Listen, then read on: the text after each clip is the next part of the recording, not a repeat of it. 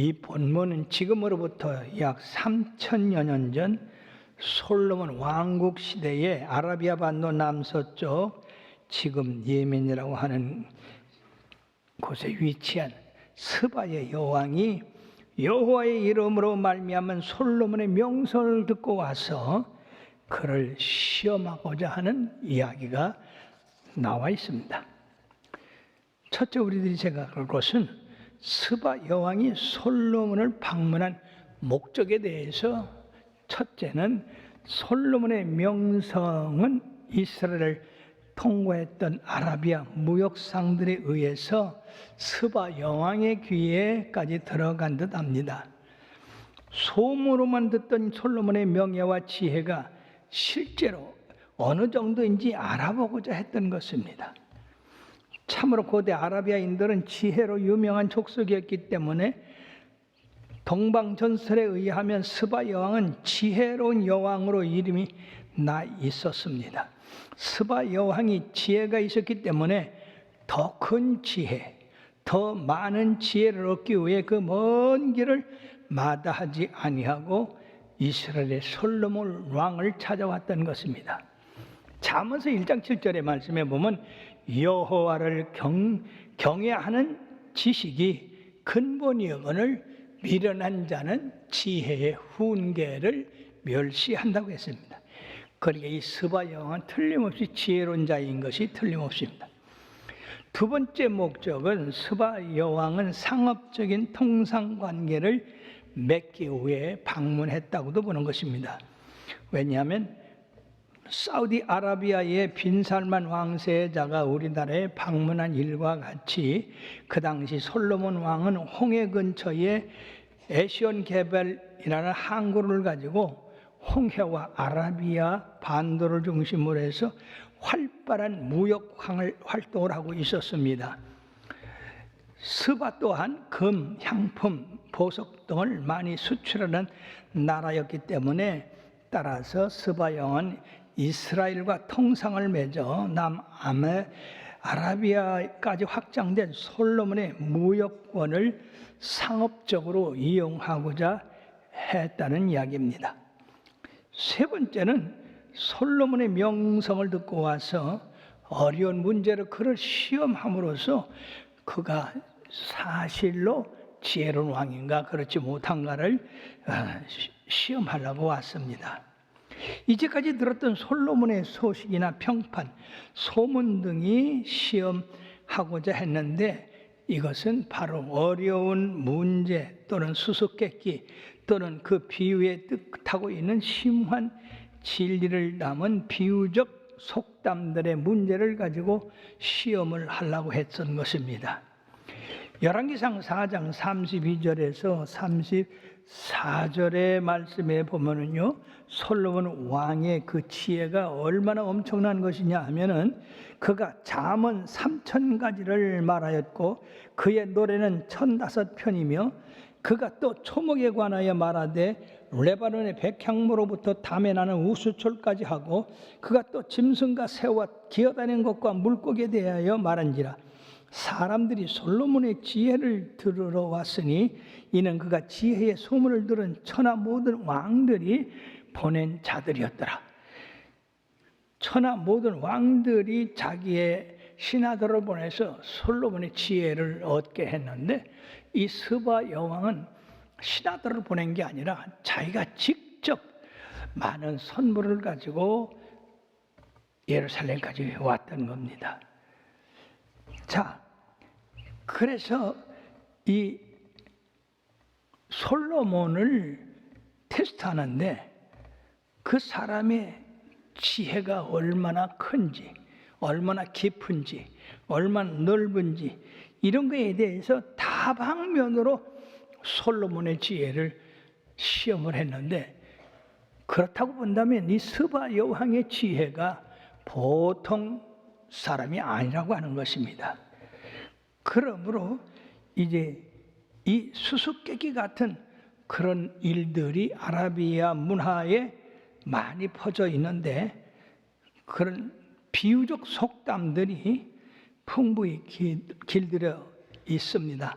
그래서 아라비안 나이트 같은 그런 이야기에도 바로 그런 것이 숨어져 있는데, 시바의 여왕은 이런 모든 문제 속에 숨겨진 오묘한 진리를 솔로몬에게 시험함으로써 과연 솔로몬이 그 모든 지혜, 인간적인 거, 자연적인 거, 그리고 인간의 삶과 모든 이치에 대한 일들이 잘 알고 있는지 그렇게 시험을 했던 겁니다.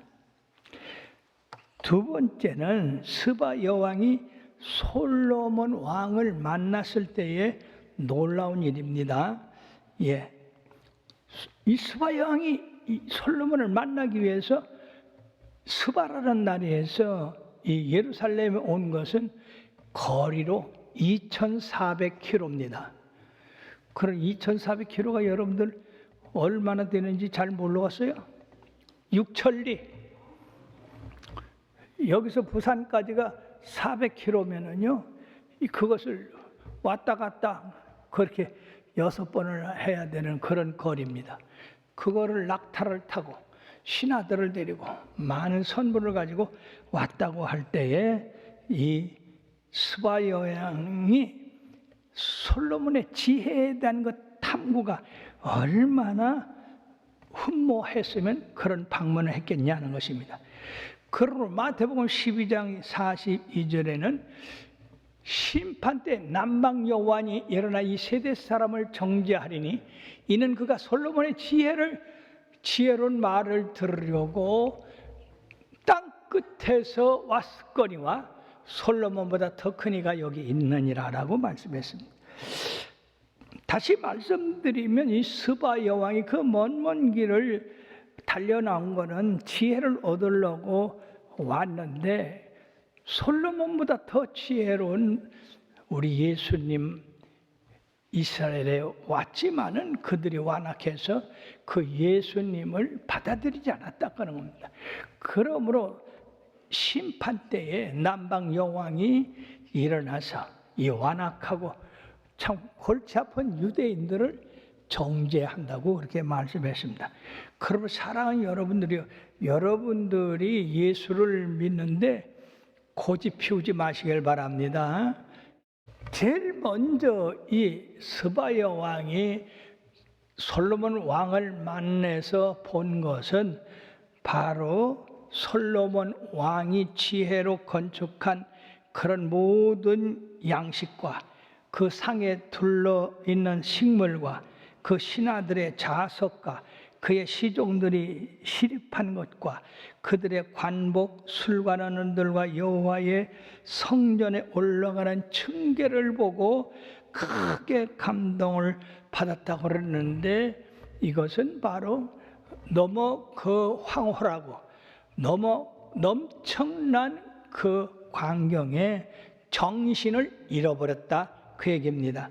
그 정도로 바로 이 솔로몬의 지혜가 그 삶에 이렇게 나타난 걸 보고 이 스바 여왕은 아주 감동을 크게 받았다는 것입니다.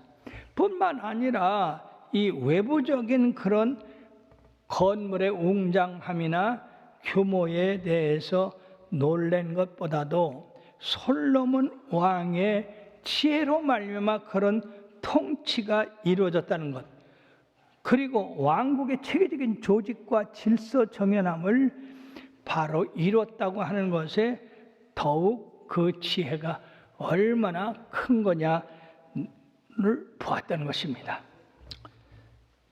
그래서 시바 여왕은 솔로몬에게 자연 현상, 종교적인 문제, 수수께끼 같은 그런 숨겨지고 가려진 문제를 제시했을 때 솔로몬이 대답하지 못한 것이 하나도 없었다고 했습니다.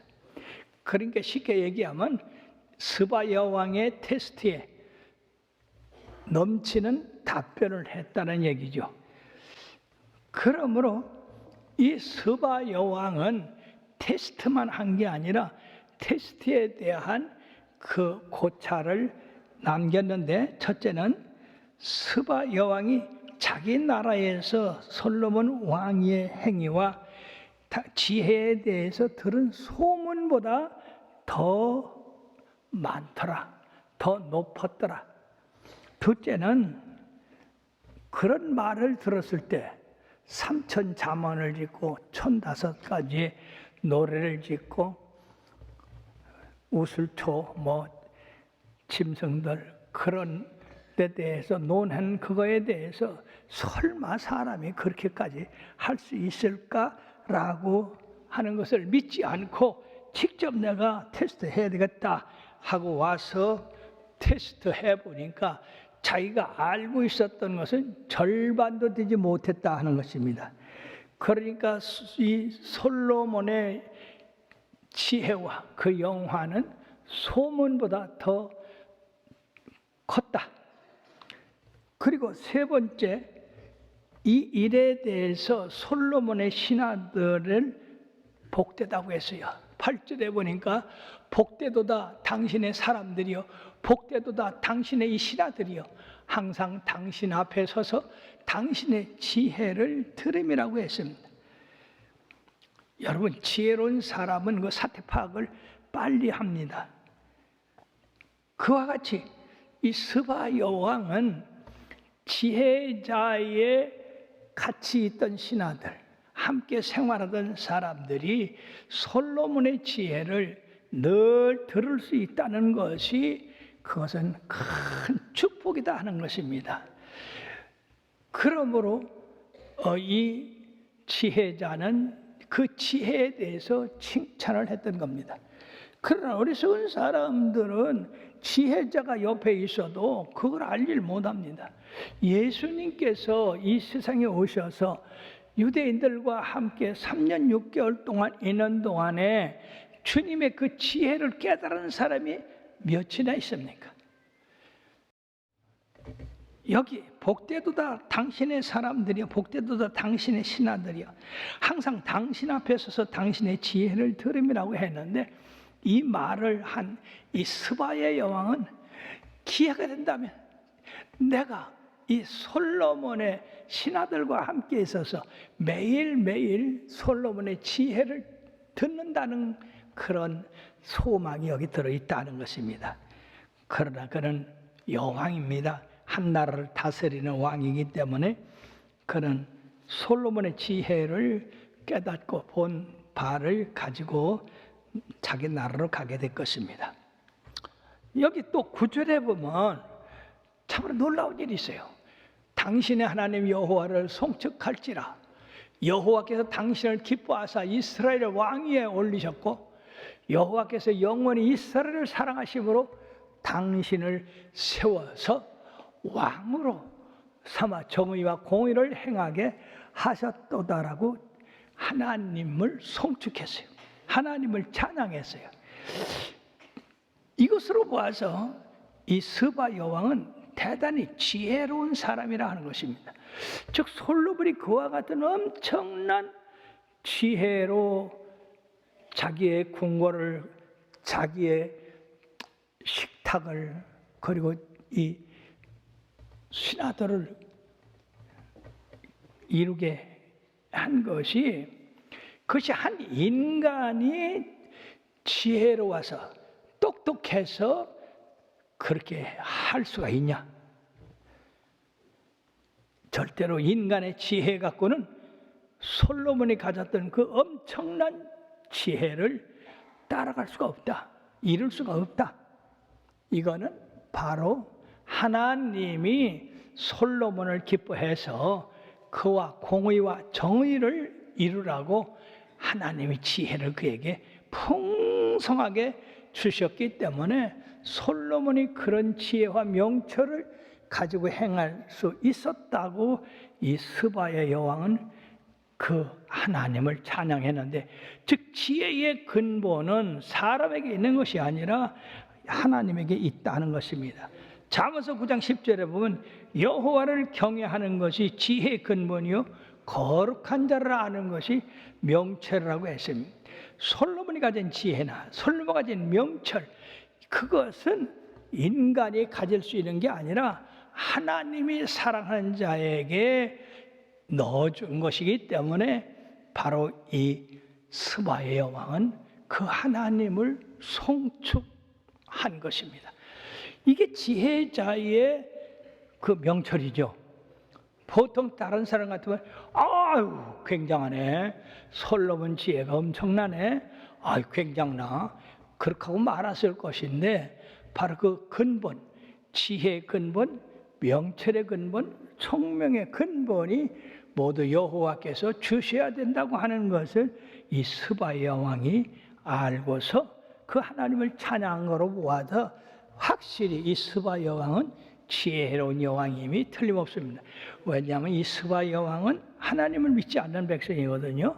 하나님을 믿지 않는 백성이 그 하나님이 사랑하는 자에게 준 그 지혜와 총명을 알아본다고 하는 것은 지혜자가 아니면 알아볼 수가 없는 겁니다. 너무나 만족하고 기쁜 이 스바 여왕은 여기 10절에 보니까 이에 그가 금 120달란트와 힘이 많은 향품과 보석을 왕에게 드렸으니 스바의 여왕이 솔로몬 왕에게 들은 것처럼 많은 향품이 다시 오지 아니하였더라. 얼마나 지혜를 찾으려고 왔던 그 스바 여왕이 솔로몬을 통해서 하나님이 주신 그 지혜의 크기를 알게 된 것에 대한 만족함으로, 여러분이요, 금 120달란트면 4톤이나 되는 금이래요. 우리가 상상할 수 없는 일이죠. 이걸 돈으로 환산하면 뭐 621억이라고 하는데, 그걸 그냥 지혜 배운 거에 대해서 감사한 선물로 드렸다는 겁니다. 솔로몬 왕은 그런 것만 받았다고 해서 그냥 내버려뒀냐?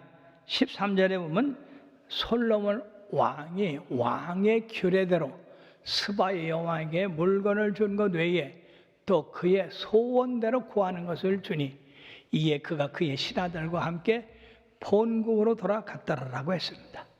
아주 만족함을 가지고 이 스바 여왕은 마음껏 지혜를 받고 마음껏 선물하고 그리고 만족해서 자기 나라로 돌아갔다고 하는 것입니다. 자, 얼마나 아름다운 얘기입니까? 사랑하는 여러분, 우리는 여기서 가르쳐주고 있는 교훈을 얻어야 되겠습니다. 그 얻어야 될 첫째 교훈은 인간의 삶에서 가장 가치 있는 게 뭐냐? 그 지혜다는 겁니다. 잠언서 3장 13절에서 18절의 말씀을 보면 지혜를 얻은 자와 명철을 얻은 자는 복이 있나니 이는 지혜를 얻는 것이 은을 얻는 것보다 낫고 그 이익이 정금보다 나음이니라.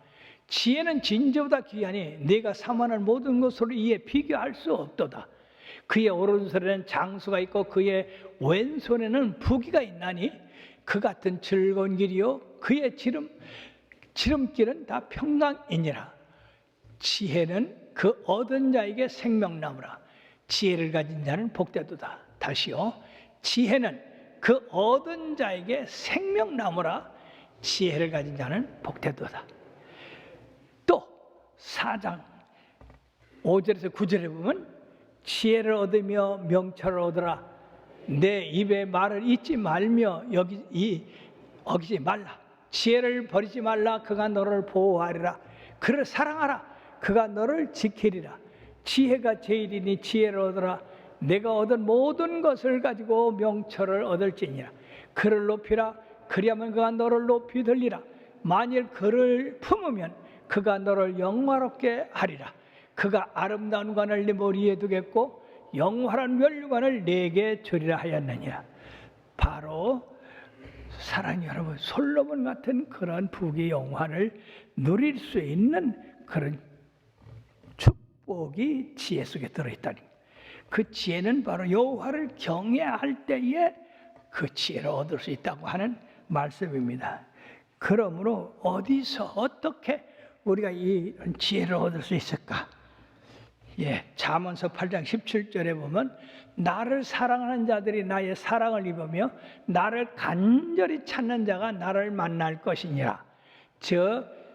주님을 사랑하고 주님으로부터 지혜를 얻기 위하여 간절히 찾을 때에 우리 주님이 지혜를 주신다고 하는 것입니다.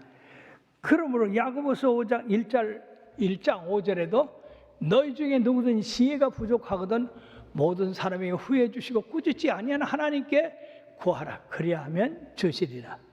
근데 놀라운 것은 이렇게 성경에 나를 간절히 찾는 자가 만난다고 하셨고, 지혜가 없으면 하나님 앞에 구하면 후회 주시고 꾸짖지 않는다고 그러는데, 과연 이 세상 살아가면서 지혜의 그 가치를 알고 이렇게 하나님 앞에 구하는 자가 얼마나 있겠습니까? 이게 문제입니다.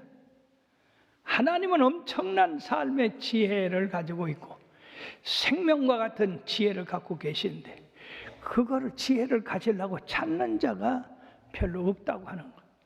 스바 여왕은 그 먼 길을 그 지혜 하나 얻으려고 온 것처럼 우리들도 지혜를 얻으려고 애쓰고 힘써야 얻게 된다는 사실입니다. 그러므로 지혜를 얻기 위해서 가감히 투자를 해야 된다. 시간을 투자해야 되고 물질을 투자해야 되고 정성을 투자해야 된다. 지혜의 왕인 솔로몬이 과연 지혜를 그냥 얻었습니까? 아닙니다. 하나님 앞에 지혜를 얻기 위하여 1,000번제를 드렸습니다. 여러분, 말이 그렇지 1,000번제, 1,000마리의 소를 잡아서 하나님 앞에 번제를 드렸어요. 그래서 하나님이 깜짝 놀랐어요. 야, 이 사람 봐라. 그래서 꿈에 나타나셔가지고 솔로몬아, 네 소원이 뭐냐? 솔로몬은 그 소원이 아버지를 이어서 백성들을 잘 다스리도록 재판할 수 있는 그런 지혜를 달라고 그랬어요. 자기의 부귀영화를 구하는 것도 아니고 전쟁에서 승리하게 해달라는 것도 아니고 원수를 갚게 해달라는 것도 아니고 하나님의 맡기신 그 백성들을 잘 다스리는 것이 그의 소원이었습니다. 이것이 하나님의 마음을 아주 크게 기뻐했어요. 그가 넘치는 번제를 하나님 앞에 드림으로 하나님이 감동하셨고, 그가 또 하나님이 요구하는 왕으로서의 꼭 해야 될 그 본분을 구함으로 하나님은 만족하게 하겠어. 솔로몬아, 그래, 내가 너에게 지혜만 줄 게 아니라 총명도 주고 명철도 주겠다. 이제까지 어떤 왕도 너 같은 지혜와 총명과 명철을 가진 왕이 없다. 그리고 네가 구하지 않은 부귀영화도 주겠다. 그리고 네가 네 다윗 왕같이 하나님 말씀에 철저하면 장수하는 축복도 주겠다.